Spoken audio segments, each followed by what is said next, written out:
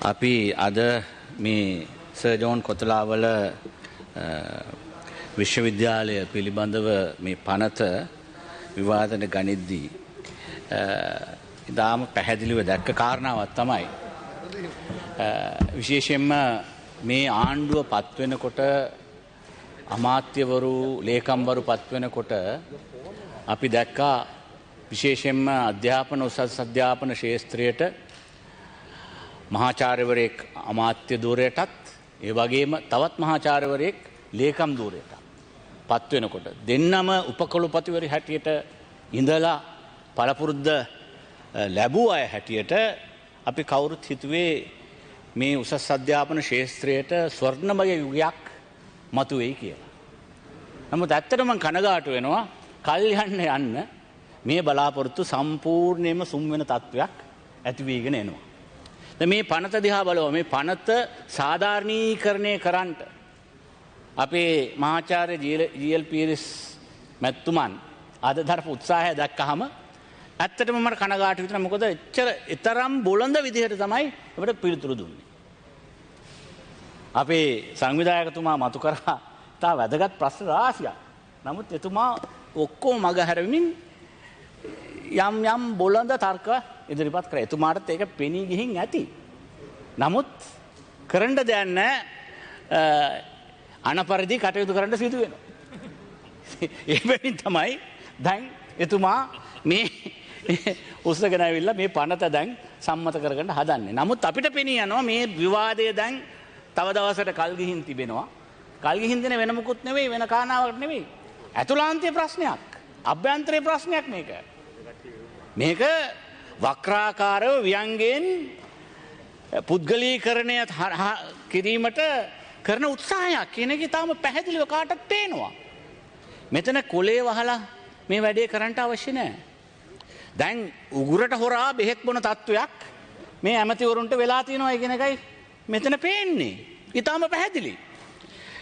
නමුත් මන්නම් කියන්නේ අපි සර් ජෝන් කොතලාවල මැතිතුමන්ගේ පරිත්‍යාගයෙන් එතුමන්ගේ මේ විශාල පරිත්‍යාගත් එක්ක පටන් ගත්ත මේ විශ්වවිද්‍යාලය යම් කාලයක් ගනී යම් තැනකට එන්න ඒකේ ප්‍රමිතිය තවත් වැඩි දියුණු කරගන්න. නමුත් මෙතන අපි දකින කාරණාවක් තමයි අපේ සම්පූර්ණ විශ්වවිද්‍යාල ක්ෂේත්‍රයේම ප්‍රතිපාදන බෙදාදීමේදී විශාල අසමානතාවයන් සිදු වෙනවා. විශේෂයෙන්ම දැන් ඒ තුලින් අනිත් විශ්වවිද්‍යාලවලට වඩා විශාල ප්‍රතිපාදන රාශියක් මේ විශ්වවිද්‍යාල ලැබෙනවා. නමුත් ප්‍රතිපාදන ලැබුණට මදි. ගොඩනැගිලි හැදුනට මදි. නමුත් අපි ලබා දෙන උපාධිවල ප්‍රමිතිය පිළිබඳව බලන්න ඕනේ. යම් ප්‍රමිතීකරණයක් සිදු වෙනවද කියලා බලනකොට ඒකේ තාමත් මේ රජය අපි පටන් ගත්ත දේවල් පවා තාමත් හරි හැටියට ක්‍රියාවට නංවල නැති පාටයි අපිට පේන්නේ. Particularly in that regard, I must tell Mr. Presiding Member, we introduced an act to establish the Quality Assurance and Accreditation Commission for this country. We don't know what is happening to that. That was well considered legislation which was discussed with all the entire university community in this country. With World Bank assistance and with Attorney General's Department, everybody, several discussions were held. The bill was brought and presented, then still it's not implemented. Now, without the implementation of that bill, the quality assurance in our universities is going to be a serious problem. In the meantime, we have just, the UGC has just become a bank distributing funds. It can't function in that manner. UGC can't be involved in the quality assurance directly. It has to be handled by an independent institution. These two functions cannot be done by the same institution.